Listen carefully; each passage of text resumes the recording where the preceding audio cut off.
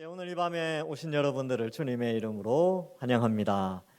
이 대수송공사 특별금요기도회로 모이는데요. 이 느헤미야를 함께 살펴보고자 합니다. 주일 오후에는 스가랴를 하지요. 그리고 얼마 전에 다니엘도 했고 또 여러 가지 그 포로 후기의 내용들을 우리가 최근에 좀 살펴보고 있습니다. 이 부분을 좀 살펴볼 이유가 있는 게 대부분의 사람들이 이 부분이 좀 약해요. 예수님에 대한 이야기도 잘 알고 사도행전 이야기도 잘 알고 창세기 출애굽기 내용은 많이 알죠. 영화도 만들어지고 하니까. 그런데 포로로 잡혀간 이후에 그 이스라엘의 역사, 그 가운데서 하나님이 어떻게 일하셨는가에 대해서는 우리가 조금 어려워하게 됩니다. 그리고 이 부분에 있어서 이제 역사적인 것들을 많이 유추해야 되니까 참 쉽지 않은 본문인데, 우리가 또 마침 대수송 공사도 있고 하니까 이러한 관점에서 이 느헤미야를 좀 살펴보면 또 어떨까, 이런 생각을 좀 가져봅니다.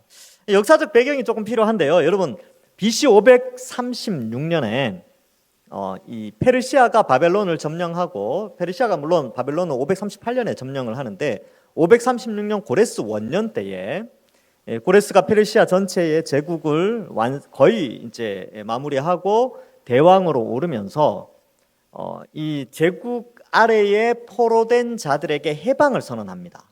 그래서 노예 해방과 같은 것이죠.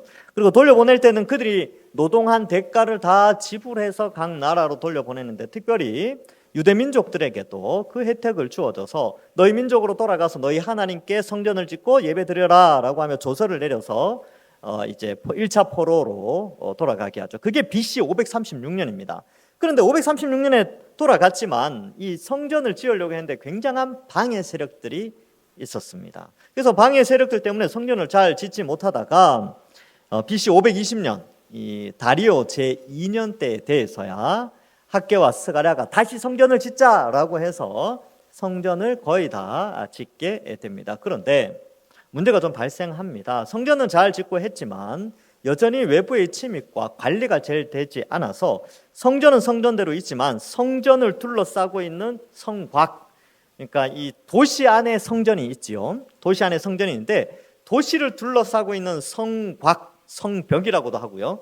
그리고 그 성벽에는 곳곳에 문들이 있는데 성문이 이제 회파되는 일들이 일어났어요. 그런데 사실 그렇게 성벽이 회파되어지고 성문이 무너졌음에도 불구하고 많은 방해 세력들이 페르시아 왕에게 상소문을 올려서 얘네들 지금 성전 짓고 성벽 짓고 하는 거 다 반역죄에 해당되니까 이거 좀 고려해서 이거 못 짓게 해야 됩니다 라고 해서 시간이 흘러가게 됩니다. 그 역사가 이제 BC 536년에 1차 포로가 되어졌지만 2차 포로는 그로부터 78년이 지난 아닥사스다 왕 7년에야 2차 포로가 이루어지게 됩니다. 2차 포로의 귀환은 에스라를 중심으로 해서 많은 사람들이 돌아오게 되고, 에스라는 와서 뭔가를 건축한다기보다는 그 예루살렘 성 안에 있는 사람들을 성별하고 거룩하고 순결한 하나님의 백성으로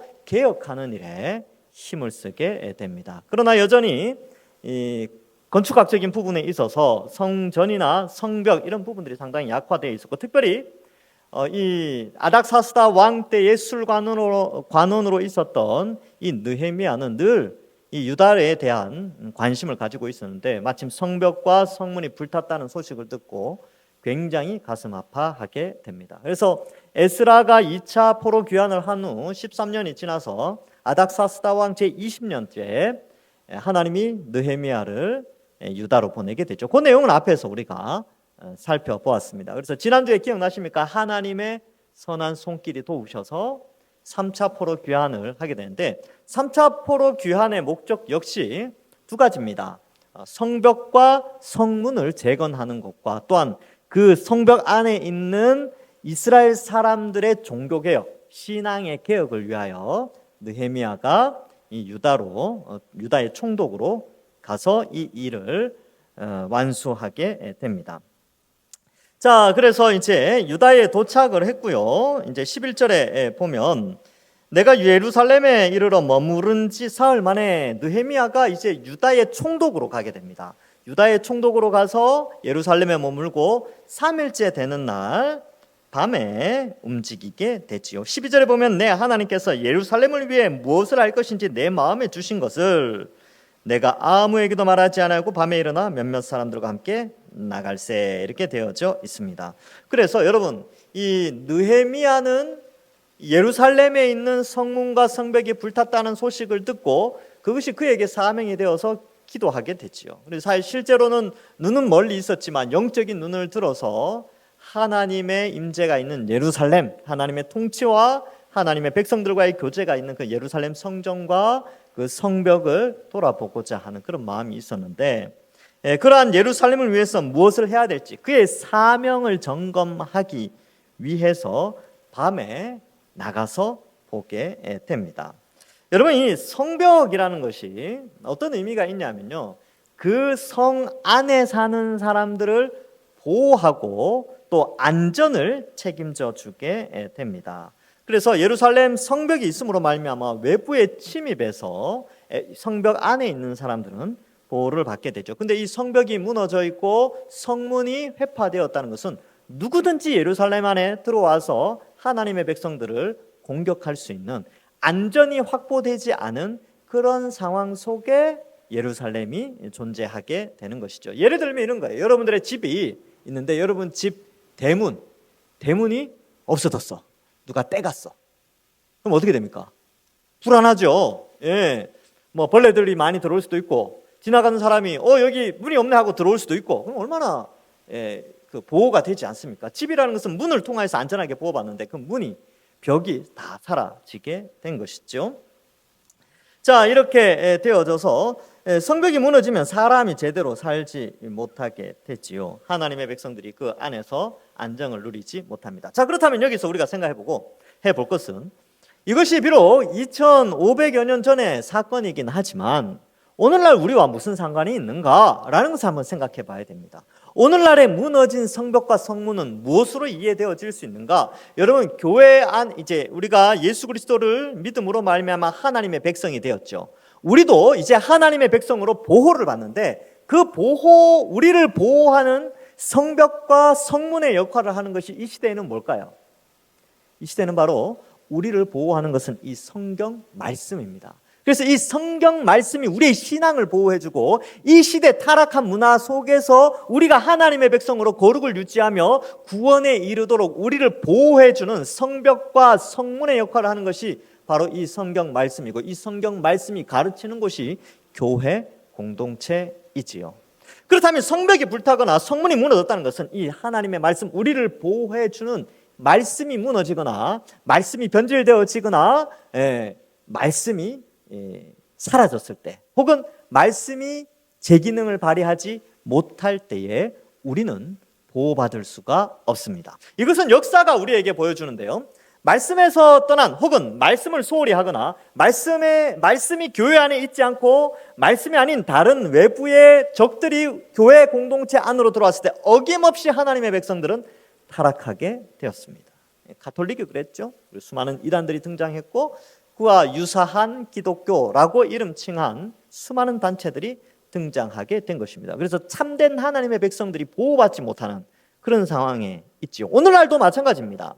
교회가 말씀에 제대로 서 있지 않고 말씀을 제대로 가르치지 않으면 성도들은 보호받을 수가 없는 것이죠. 언제든지 이 세상의 타락한 문명과 문화의 지배를 받게 되고 압도되어지게 됐죠. 이 세상의 인터넷이나 영화나 유튜브나 이러한 가치관들, 이 세속적 가치관, 타락한 가치관들이 성도들을 공격해 오게 됩니다. 말씀으로 무장되어 있지 않으면, 말씀으로 보호되지 않으면 우리는 다 그 방어권이 뚫려져서 같이 타락하게 되고 같이 망하는 길로 가게 되는 것이죠.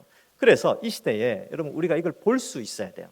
이 느헤미야는 그것을 보기 위하여 밤에 이동을 하는데, 13절에 보면 그 밤에 골짜기 문으로 나가서 용정으로 분문에 이르는 동안에, 용정은 이제 드래곤 스프링 이래가지고 그런 모양이든지 하여튼 그런 이렇게 샘 솟는데 그게 마치 용이 올라오는 것처럼 그러한 샘이 있었던 것 같아요. 용정.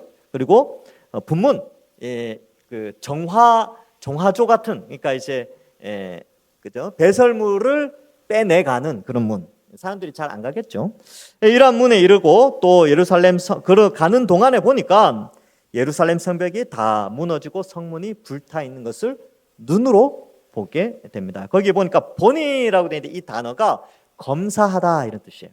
내가 그러니까 느헤미야가 그런 거죠. 용종과 분문과 이렇게 쭉 가면서 검사를 해보니까 진짜로 들었던 자기의 친한 사람을 통하여서 들었던 성벽과 성문이 불탄 것을 그대로 다 보게 되는 것이죠. 이것이 바로 그가 발견한 예루살렘 성벽의 모양이었습니다. 근데 그가 그것을 봄으로 말미암아 어떻게 되냐? 현실을 정확하게 진단하게 되는 것입니다. 현실이 어때요? 무너져 있죠. 정확한 진단을 통하여 그는 무엇을 더 경고케 하냐면 사명을 더 견고하게 하게 됩니다. 여러분, 교회도 마찬가지죠. 교회가 이 시대에 말씀이 우리의 성벽이 되어지는데 말씀에서 떠난 여러 가지 형태의 모습들이 교회 안에 무언가가 들어온다고 할 때 우리가 그걸 볼 수 있는 눈이 있어야 돼요. 그렇죠? 근데 특별히 이 느헤미야가 리더자의 모습을 가지고 있는데 이 자신이 가진 사명을 다른 사람과 공유해서 이 사명을 감당해야 되는 것이죠. 그러니까 그 사명을 감당하여 그 사명을 공유하기 위해서는 정확한 현실 판단이 필요했던 것이죠. 그래서 밤에 상황들을 다 지켜봅니다. 그래서 이러한 상황들을 보게 됐지요. 그래서 이제 비전을 같이 공유하기 위해서 사전 작업으로 현실을 파악하게 되는데 그렇게 하지 않으면 반대하는 세력들이 늘 있기 때문에 그렇습니다. 원래 그래서 이 개혁이라는 것이 쉽지가 않아요. 개혁은 현실을 정확하게 파악하고 그 현실을 통하여 사명을 발견하게 되고 그 사명을 공유할 때에 개혁이라는 것이 일어나게 되는 것입니다. 여러분, 오늘날 우리는 개혁주의 교회죠. 그러면 우리가 개혁해야 될 이 21세기에 우리가 개혁해야 될, 우리가 바라봐야 될 현실은 어떻습니까? 이 교회 안에, 이 한국 교회 안에 우리가 무너져 있는 성벽들이 무엇이 있을까요? 많이 있죠. 성도들은 더 이상 성경을 많이 읽지 않아요. 성도들은 더 이상 성경의 가치관을 인생의 최고의 목표로 삼지 않습니다. 성도들은 더 이상 성경을 캐논 정확한 삶의 잣대로 여기지 않고 하나의 삶의 부분으로 여기는 시대에 살고 있습니다. 성경은 그렇게 말하지만 인터넷이나 유튜브나 드라마나 영화에서는 이런 가치관을 이야기하니까 나는 그것이 더 옳다고 생각합니다 하고 따라가게 됩니다. 그리고 이 시대는 어떻습니까? 반기독교 세력이 너무나 많은 그런 OTT나 유튜브나 이런 거에서 또 많은 패널들이 나와서 토론하는 거에 보면 너무나 반기독교적인 내용들이 많지요. 그래서 어때요? 교회는 점점점 공적인 영역으로 나아가는 것을 두려워하고 교회 안에서 머무는 사적인 영역 안에서만 자신이 그리스도인임을 나타내는 그런 성벽이 거의 무너져 버린 그런 교회 형태를 취하고 있습니다. 이걸 볼 수 있어야 돼요. 이러한 현상을 우리가 봐야 된다니까요. 그래야 공유를 하고 개혁을 해나갈 수가 있는 것이죠. 과업을 완수할 수 있고 사명을 감당할 수 있기 때문에 그렇습니다. 그래서 여러분, 이런 이 사명을 감당할 때는요 몇 가지 조건이 필요해요. 이 느헤미야가 이렇게 현실을 파악했죠. 그 다음에 두 번째로 중요한 것은 느헤미야는 본인이 하나님과 함께 한다는 확실한 확신이 있었어요. 확실성. 이 일은 성벽을 재건하고 성문을 세우는 것은 하나님이 확실하게 원하시는 것이다 라는 신념이 그에게 있습니다. 그래서 이러한 것들 때문에 나중에 17절, 18절에도 그 내용을 말하죠. 그래서 18절에 보면 또 그들에게 하나님의 선한 손이 나를 도우신 일과 왕이 내게 이런 말씀을 전하였다라는 것을 통하여 지금 내가 하려는 것은 하나님이 원하시는 것이다. 자, 정확하게 현실을 보죠. 그 현실을 개혁하고 이렇게 성벽을 재건하고 성문을 세우기 위하여 내가 하려는 일은 하나님이 확실히 원하는 것이다 라는 설명이 필요합니다. 설득이 필요하게 됐지요. 그 다음에 이것이 이제 이 시대의 우리에게도 마찬가지죠. 우리가 어떠한 사명을 감당할 때, 특별히 저나 또 교회 리더자들이 우리 교육자들이 뭔가 성경적인 비전을 제시했을 때 그 비전이 정말 하나님이 원하시는 것인가? 그러면 그 근거가 어디에 있냐면 성경적 정당성이죠. 성경에서 그것을 말씀하고 있는가? 그리고 그것이 시대의 필요성에 부합한가? 이것이 바로 비전을 공유하는 하나의 방식인데, 이 느헤미야가 이 방식으로 지금 이 성벽과 성문을 세우려고 하는 것입니다. 그래서 현실을 쫙 보고요, 그리고 마음 아파하죠. 그리고 수일 후에 여러 사람들을 불러 모으게 되는 것입니다. 왜요? 자기의 사명을 공유하여 하나님의 일을 이루기 위함입니다. 근데 사실은요, 이 성벽이 그렇게 이 사명이 대단한 게 아니었어요. 왜 대단하지 않았냐면 느헤미야 6장 15절 16절에 보면 이렇게 되어 있습니다. 성벽 역사가 52일 만에 엘루럴 25일에 끝남에 우리의 모든 대적과 주위에 있는 이방 족속들이 이를 듣고 다 두려워하여 크게 낙담하였으니 그들이 우리 하나님께서 이 역사를 이루신 것을 알미니라. 그럼 52일밖에 안 걸렸습니다. 2달이 채 안 걸렸다니까요. 성벽 재건하고 성문 세우는데 2달이 안 걸렸어요. 근데 왜 이렇게 오래 걸렸을까? 이런 걸 한번 생각해 봐야 되죠. 왜냐하면 현실을 볼 수 있는 눈이 없었어요. 많은 사람들은 성벽이 무너져 있어도, 성문이 불탔어도 불탔구나, 무너졌구나 하고 자기 삶을 살기 바빴어요. 그러나 느헤미야는 그것을 보면서 사명이라는 것을 발견하게 됩니다. 하나님이 무엇을 원하시는가? 하나님의 백성들은 어떻게 살아가야 하는가? 많은 사람들이 이 시대에 말씀이 무너지고 말씀이 교회 안에서 사라져가고 온갖 이상한 잡다한 것들이 교회 안에 들어오면서 실용주의나 신비주의나 또 여러 가지 상대주의나 그죠, 이런 것들 교회 안에 막 들어오는데도 들어오는가 보다, 나는 내 먹고 사는 것이 바쁘니까 그 사람들은 나는 그냥 내대로 살래, 이런 시대에 우리가 살고 있다니까요. 근데 이 개혁이라는 것이 이 성벽을 세우고 성문을 세우는 것이 그렇게 복잡한 일이 아니고 간단한 일이었습니다. 그냥 재료 모아서 세우면 되는 거예요. 그런데 그 일을 하지 않았죠. 왜요? 환경이 아니라고 생각했어요. 여기 보면 이제 뒤에 산발랏, 그러면 도비야 이런 사람들이 등장하면서 저 사람들 방해하니까 이게 안 되나 보다. 우리도 그렇죠. 말씀으로 세워져야 되는데 오늘날에 누가 이 말씀을 읽고 성경대로 살고, 이 시대를 보십시오, 목사님. 이 시대에 누가 이 성경대로 살아갑니까? 누가 성경적인 가정관, 성경적인 이성교제관, 청년들이 있으니까 이성교제, 누가 성경적인 행복관, 결혼관, 그죠, 자녀 교육, 이제 어르신들이 누가 성경적인 자녀 교육하고 누가 그렇게 삽니까? 오늘날 같은 시대에. 이렇게 말하고 있는 이때에 우리는 그걸 볼 수 있어야 돼요. 그걸 볼 수 있는 눈. 이 성경적 가치관을 통하여 이 시대에 뭔가 성벽이 무너진 것을 통하여 외부의 침입이 들어오고 있는 것을 깨닫고 성벽을 세우는 일을 해야 됩니다. 성문을 세우는 일을 해야 돼요. 그래서 이것을 공유하는 건데, 사실 이 사명은 되게 복잡한 게 아닙니다. 위대한 누군가가 하는 게 아니고 이거는 일상의 사명이에요. 누구나 할 수 있는 일. 뭡니까? 일상의 사명? 월요일부터 토요일까지 그냥 성경을 가까이 하는 거죠. 주일날, 평일날 인터넷 한 30분, 40분 할 거 한 5분 줄여서 5분 동안 성경 읽는 거죠. 여러분 5분 동안 성경 읽으면요, 성경 최소 한 장은 읽습니다. 조금 더 읽는 사람은 10분. 그렇죠? 이거는 일상의 사명이에요. 왜? 그거 이렇게 성경을 읽는 걸 통하여 내가 외부의 가치관에 물들지 않고 자기의 방어권, 보호막을 세우는 일이거든요. 자신에게 하나님의 백성으로서의 안정과 보호를 세우는 일이 성경을 읽는 것이죠. 성경을 읽으려면 또 기도를 해야 되겠죠. 기도하고 성령의 도우심으로 성경을 읽어야 되니까 기도와 말씀, 그리고 이 기도와 말씀을 읽고 나면 말씀을 통해서 은혜를 받으면요, 입에서 찬송이 나와요. 찬송이 나오죠.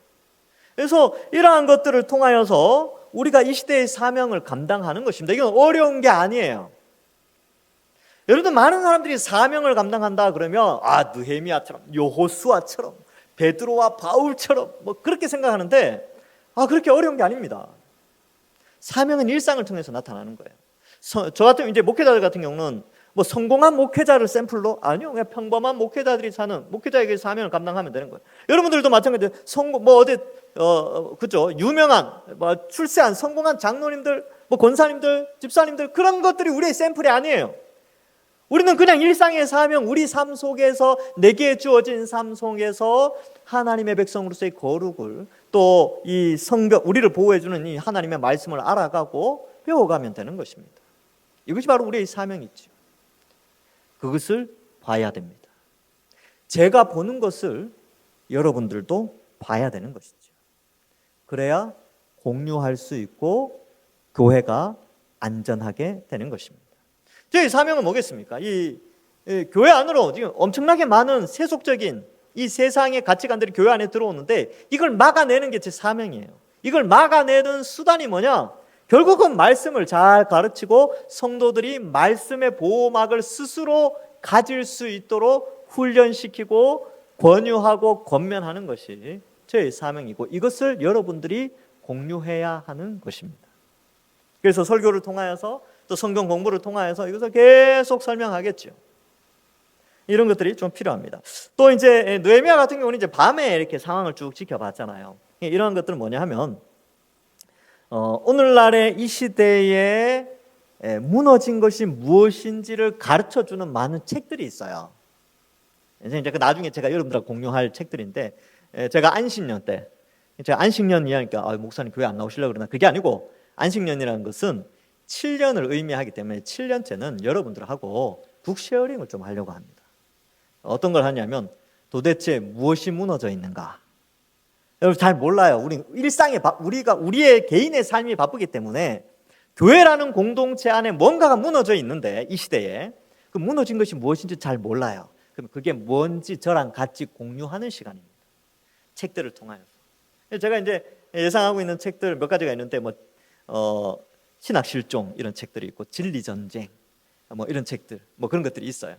그런 것 중에 하나를 한번 좀 선택해서 1년간 꾸준히 한번 보면 어떨까 이런 생각을 하고 있습니다. 왜냐하면 같이 봐야 됩니다. 같이 무엇이 교회의 안전을 무너뜨리고 있는가 이게 아주 중요하거든요. 자, 그래서 현장 진단을 하고 17절, 18절에 보면 이제 비전을 공유하는 장면이 나옵니다. 후에 그들에게 이르기를 하여튼 이렇게 쭉 해서 돌아가죠. 14절, 15절, 16절에 이제 쭉 돌아가고 사람들은 잘 몰랐어요. 후에 이제 그들이 누구냐면 제사장들, 귀족들, 방백들, 여러 고위 공직자들이겠죠. 불러가지고 이렇게 말합니다. 우리가 당한 공경은 너희도 보고 있는 바라. 예루살렘이 황폐하고 성문은 불탔으니 자 예루살렘 성을 건축하여 다시 수치를 당하지 말자 하고. 여러분 이 사건은요 성문이 불타고 성벽이 불탄 건 이미 다 알고 있어요. 이 사람들이 다 알고 있다니까요. 근데 느헤미야가 알고 있는데 알고 있는 그것을 깨닫게 하면서 사명 비전을 제시하는 거죠. 보고만 있을 거냐? 야 우리가 액션을 취해야 될 거 아니냐라는 것이죠. 그리고 더 이상 수치를 당하지 말자. 여러분 말씀이 무너지면 교회는 수치를 당하게 돼 있습니다. 역사가 그랬고 지금도 그렇습니다. 여러분 왜 기독교가 욕을 먹습니까? 왜 이 시대에 기독교를 이상한 용어로 표현합니까? 기독, 그리스도라는 단어인데 왜 그리스도가 욕을 먹고 있습니까? 왜냐하면 뭔가 무너져 있기 때문에. 무너졌는데 그것을 재건할 에너지가 없거나 재건할 생각이 없거나 아니면 그것을 볼 수 없기 때문에 무너져 있고 교회는 수치를 당하고 있는 것입니다. 그러면 교회가 수치를 당치 않으려면 성벽을 세워야 되겠죠. 성문을 세우는 것이죠. 그것이 바로 말씀으로 돌아가서 교인들이 성도들이 참된 하나님의 백성답게 성전된 자기가 그리스도의 성전으로서 그 삶을 회복하게 되는 것입니다. 성경적 가치관으로 보호막을 세울 때 교회는 더 이상 수치를 당하지 않는 것이죠. 이 일에 동참하셔야 됩니다. 이 일에 저와 함께 하는 거예요. 그래서 교회 안에 온갖 더러운 것들, 온갖 음란한 것들, 온갖 폭력적인 것들, 온갖 세속적인 것들, 온갖 탐욕들 이런 것들을 유혹해 올 때 그것을 방어해내는 능력이 성경에 있다. 이것을 우리가 함께 공유하는 거예요. 수치를 당하지 말자. 이 단어가 중요합니다. 그래서 이 당시에는 그랬겠죠. 이 2500년 전에 이 당시에는 성벽이 무너져 있으니까 이방 나라 다른 나라 사람들이 그랬겠죠. 야, 쟤네들 이스라엘 사람들 하나님 믿는다는데 야 하나님 어디냐? 하나님 있으면 성벽, 성문, 야 이거 그대로 놔두겠냐? 너네 하나님 믿는다 하면서 이게 뭐냐? 그렇게 조롱을 했겠지요. 수치를 당하는 거죠. 하나님이 정말 너네들 안전 지켜주겠냐? 이래가지고 이렇게 조롱을 한다는 것이지요. 여러분, 교회가 또 예루살렘이 새 예루살렘이든 예전의 예루살렘이든 하나님의 임재와 다스림과 통치가 없으면 이렇게 수치를 당하게 되는 것입니다. 그래서 결국 여러분, 수치를 당하지 않기 위해서는 우리가 결국 말씀으로 돌아가야 됩니다. 종교 개혁할 때마다 구약 성경에 요시야 시대 때의 종교 개혁, 나중에 에스라 느헤미야 8장에 가면 그 종교 개혁 다 하나님의 말씀이 선포되어질 때에, 말씀이 제대로 세워질 때에 개혁이 일어났습니다. 자, 하나님이 원하시는 일, 그것이 바로 사명이고, 하나님은 하나님의 원하시는 일을 우리의 눈을 통하여 보여주시는 것입니다. 그래서 우리가 보는 것이 사명이 되는 것이죠. 사명은 특별한 것이 아니라고 했습니다. 그리고 여러분, 사명은요, 한 시대에 공유하는 거예요. 그래서 이 사명은 특별한 것이라기보다는 한 시대의 사명은 거의 다 비슷해요. 그 시대의 사명은 그 사회가 공유하는, 그 교회 공동체가 그 사명을 공유하고 있어요. 이 한국 교회의 사명도 비슷합니다. 공유해야 돼요. 말씀으로 돌아가는 것이죠. 말씀을 더 많이 알아가는 것이죠. 느끼는 신앙, 그죠? 행복한 신앙, 그런 게 아니라 하나님을 알아가는 신앙으로 회복해야 합니다. 체험하고 경험하는 신앙이 아니라 하나님을 알아가고 하나님이 도대체 역사 속에 무슨 일을 하셨는가 성경을 통해서 알아가는 신앙. 그리스도를 알므로 믿음이 자라기 때문에 그렇죠. 그래서 그 시대의 사명을 인식하지 않는 사람은 자신의 사명도 역시 파악하기 어렵습니다. 한 시대는 동일한 사명을 받게 되는 것이죠. 동일한 사명을 깨닫게 됩니다. 그래서 사명은요, 가만히 기도를 통해서 받는 게 아니에요. 사명은 보는 게 사명입니다. 여러분들은 뭘 보고 있습니까? 또 우리 동산교회만의 사명은 또 무엇입니까? 우리가 바라봐야 될 것이 무엇이겠습니까? 그럼 지금 이제 우리 대수성 공사를 위한 특별 금요 기도를 하는데, 이것도 우리에게 주어진 일상의 사명이지. 또 어떠한 사명이 있습니까? 교회 공동체가 서로 연합하고 함께 세워져 가는 것이죠. 또 다음 세대를 세우는 것이, 다음 세대를 더 바르게 세우고 진리로 세우는 것이 또한 이 시대에 우리의 눈에 보이는 그 사명이지. 그래서 사명은 공동체적인 것입니다. 개인의 사명보다는 공동체의 사명이 곧 개인의 사명이 되어져야 하는 것이지요. 자, 그래서 비전을 공유하게 됩니다. 18절에 하나님이 도우셨다. 그리고 그들의 말이 일어나 건축하자 하고 모두 힘을 내어 이 선한 일을 하려 하며. 그래서 이 느헤미야가 그 모든 상황을 설명하고 또 하나님께서 이렇게 우리와 함께 하시니까 확실히 하나님이 도우신다라는 것을 알려주면서 비전을 공유하여 건축하자라고 결의를 하게 됩니다. 우리가 이 시대에 우리는 말씀을 통해 어떻게 결의를 해야 될까요? 여러분, 말씀으로 돌아가서 우리도 역시 우리를 방어하는 성벽, 성문을 말씀을 읽고 배우고 깨달음으로써 알아가고 이 성벽을 재건하게 되는 것이고, 영적인 재건축을 해야 하는 것입니다. 자, 근데 19절에 반대 세력이 등장하죠. 호론 사람 산발락과 종되었던 암몬 사람 도비야와 아라비아 사람 게셈이 이 말을 듣고 우리를 업신여기고 비웃어 이르되 너희가 하는 일이 무엇이냐? 너희가 왕을 배반코자 하느냐? 여러분, 이 성벽을 재건하고자 하는 것을 반역죄로 몰아가요. 근데 이 내용이 에스라 3장과 4장에 아주 잘 설명되어 있어요. 그러니까 이게 이 산발락과 도비야와 이 게셈이 이야기하는 것이요, 갑자기 등장한 게 아니라 이미 수십 년 전통에 의하여서 계속 이 문제를 가지고 페르시아 왕에게 상소를 계속 해왔어요. 계속 막혔어요. 그래서 건축이 잘 안 되어졌죠. 그래서 또 이제 산발락과 도비야가 이야기하죠. 야, 너네들 또 그거 하려고 하느냐? 아유, 너희들 페르시아 왕을 반역하는구나. 왜냐하면 산발락은 이 위쪽, 그러니까 유대 위쪽의 사마리아 지역의 총독이었거든요. 그래서 총독의 정치적인 안목으로 이것을 바라보게 되죠. 그러니까 이 산발락은 종교적인, 영적인 눈으로 바라보는 것이 아니라 현실의 눈, 정치의 눈으로 이 성전 건축을 바라보면서 그들을 모함하게 됩니다. 또한 에스라에 보면 이 사마리아 총독이나 사마리아 사람들이 이 성전을 같이 건축하려고 하지만 그것을 막게 됩니다. 너희와 우리 사이에는 아무런 관련이 없다. 여기에도 나오죠. 20절에 내가 그들에게 대답하여 이르되 하늘의 하나님이 우리를 형통하게 하시리니 그의 종들인 우리가 일어나 건축하려니와 오직 너희에게는 예루살렘에서 아무런 기업도 없고 권리도 없고 또 기억되는 바도 없다 하였느니라. 이런 표현을 써요. 그러니까 여호와의 공동체 안에 너희는 들어올 수 없다라는 것을 명확하게 하게 됩니다. 이 배경을 좀 살펴보면 지금 뭐 암몬 사람 도비아가 나오는데 이 내용이 사실은 신명기 23장 3절에 이런 내용이 나옵니다. 거기에 보면 암몬 사람과 모압 사람은 여호와의 총회에 들어오지 못하리니 그들에게 속한 자는 10대뿐이 아니라 영원히 여호와의 총회에 들어오지 못하리라. 이렇게 돼 있죠. 그래서 여호와의 공동체 하나님의 백성 안에 암몬 사람이 들어올 수가 없어요.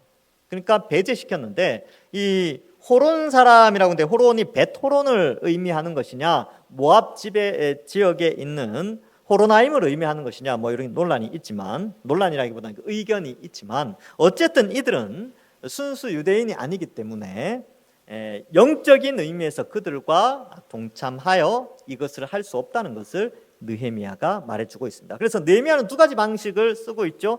하나는 건축하는 문제이고요. 두 번째로는 종교개혁의 문제입니다. 종교개혁의 문제에서는 외부인, 이방인이 이 건축을 할 수 없다라는 것을 통하여서 종교개혁도 함께 하려고 합니다. 그래서 에스라에 보면요, 에스라 마지막 말미에 보면 그 장면이 나와요. 이방인과 결혼하는 것에 대해서 정죄하고 그 개혁을 합니다. 이방인이 성전 안에 들어올 수 없다는 것을 전제하는 것이죠.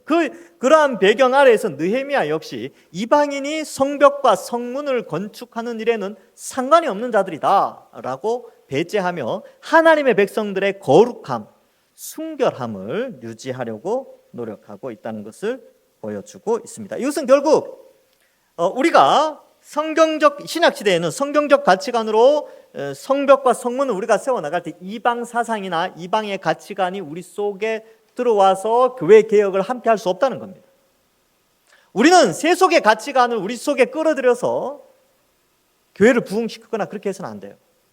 그래서 대표적인 것들이 뭐 실용주의 같은 거죠. 예를 들면 이런 겁니다. 어떤 기업이 물건을 파는데 마케팅 전략을 쓰는데 그 마케팅 전략을 가지고 와서 성도의 수를 늘리겠다라고 하는 것이 교회가 부흥을 하는데 이런 세속적인 어떠한 것들을 통하여서 결합하여 타협하여서 뭔가를 사명을 이루어 간다는 것은 금지하고 있다는 거예요. 그러니까 타락한 문명이나 문화나 세속적 가치관을 가지고 들어오서는 와서는 교회가 개혁되어질 수 없다, 함께 할 수 없다, 교회의 순수성을 유지할 수 없다는 것을 말해주고 있습니다. 그래서 철저하게 회격하는 것이죠. 그래서 뭐 많은 사람들이 막 그렇게 해요. 교회가 부흥하려면 이것도 해야 되고 저것도 해야 되고 저것도 하고 이것도 하고 이 세미나도 하고 저 세미나도 하고 이것도 끌어들이고 그렇게 하다가 교회가 망하는 거예요. 역사가 그걸 보여주고 있습니다. 그러나 교회는 말씀으로 돌아가고 때로는 느리다 할지라도 때로는 그 길이 매끈하지 않고 좀 둔탁한 길이라 할지라도 하나님의 백성의 거룩함 이것을 사명으로 거룩함을 유지하는 것을 사명으로 교회는 세워져 가야 하는 것이죠. 그래서 여러분 급한 마음 가지시면 안 됩니다. 아이 목사님 오셨는데 지금 몇 년이 됐는데 교회가 이게 뭡니까? 뭐 교인 숫자가 이게 뭡니까? 아유 뭐 저도 모르겠어요. 근데 좀 기다려 봅시다. 저는 그렇게 생각을 합니다. 제가 초창기에 왔을 때도 말씀을 드렸는데 오늘날 많은 사람들이 말씀 가지고는 교회가 부흥이 안 된다라고 주장하는 이상한 사람들이 많은 때에 여러분 우리가 말씀 가지고 되는 거 한번 보여줍시다. 종교개혁이 일어났을 때 다 말씀 가지고 부흥했거든요. 정말 말씀 가지고 안 되는지 우리가 한번 해보자니까요. 우리가 말씀 읽고 말씀 공부하고 성경 읽고 우리 교회가 이제 성경으로 막 이렇게 많이 배우고 이렇게 해서 교회가 성장하는지 안 하는지 우리가 한번 보여주는 것이죠. 이게 우리의 사명인 거예요. 이게 저의 사명이고 여러분들의 사명이죠. 왜 말씀 가지고 안 된다고만 하냐는 것이죠. 물론 빨리는 안 되겠죠. 우리나라 사람은 좀 빨리 이런 게 있어가지고 급해가지고 목사님 오고 6개월 만에 막 1년 만에 막 불어나고 막 그런 종종 그런 사람들이 있긴 한데 막 그런 거를 샘플로 삼아서 하면 뭐 제가 할 말은 없겠습니다만 그러나 한번 기다려 봅시다. 그렇죠? 이제 코로나 풀리고 2년밖에 안 지났어요. 이제 몇 년 지나면서 우리 교회가 어떻게 변화되는지 그리고 여러분들이 정말로 자부심을 가지고 내가 동산교회 교인이라는 자부심을 가질 수 있는 그 사명을 저와 여러분들이 함께 공유하면서 자 말씀으로 부흥하는 교회 한번 만들어보자 라는 것이죠. 이걸 가지고 또 뭐 어디 뭐 마케팅하고 그런 게 아니에요. 그냥 성경대로 돌아가서 성경적 교회를 만드는 것이죠. 그것이 바로 우리가 가져야 될, 이 시대에 우리가 가져야 될 눈에 보이는 것과 비전임을 우리가 생각해야 됩니다. 말씀을 맺습니다. 여러분, 우리는 무엇을 보고 있습니까? 또 무엇을 공유해야 할까요? 또 우리는 어떠한 순결함과 타협하지 않는 신앙인의 그런 자존심이 있어야 할까요? 이러할 때에 이 점점 주님 오실 날이 멀지 않아서 그런지 점점 타락의 정도가 너무나 깊어지는 이때에 우리 모두가 이것을 바라보고 비전을 공유하며 말씀으로 보호받고 말씀으로 성장하며 또 하나님이 주님 다시 오셨을 때 내가 믿음을 보겠느냐라고 했는데 우리 동산교회를 통하여 하나님이 원하시는 믿음이 우리 공동체 안에 차고 흘러 넘치기를 주님의 이름으로 간절히 축원합니다. 기도하겠습니다. 하나님 아버지 은혜를 감사합니다. 영적인 성벽과 성문이 불타고 무너져 있는 시대일 수 있는데 이때에 우리가 그것을 바라볼 수 있는 영적인 눈이 있게 하여 주옵소서. 그것이 곧 우리의 사명이 되고 우리 공동체의 사명이 되며 이 시대의 사명이 되어져서 우리가 그것을 공유하며 함께 그 공유된 사명이 우리의 사명으로 되어져서 우리 동산교회가 말씀으로 성장하는 교회, 또 말씀으로 회복되어지고 말씀으로 개혁하는 그런 하나님 기뻐하시는 성경적 교회가 될 수 있도록 인도하여 주옵소서. 때로는 느리고 둔탁하고 때로는 좀 답답하기도 하지만 그러나 이러한 방식을 통하여서 하나님이 어떻게 우리 동산교회 안에서 일하시고 역사하실지 우리가 보게 하여 주옵소서. 이 비전을 바라보며 말씀으로 우리를 사용하시고 이 어두운 시대에 우리를 통하여 하나님의 영광이 나타나게 하여 주옵소서. 감사드리옵고 예수님의 이름으로 기도하옵나이다. 아멘.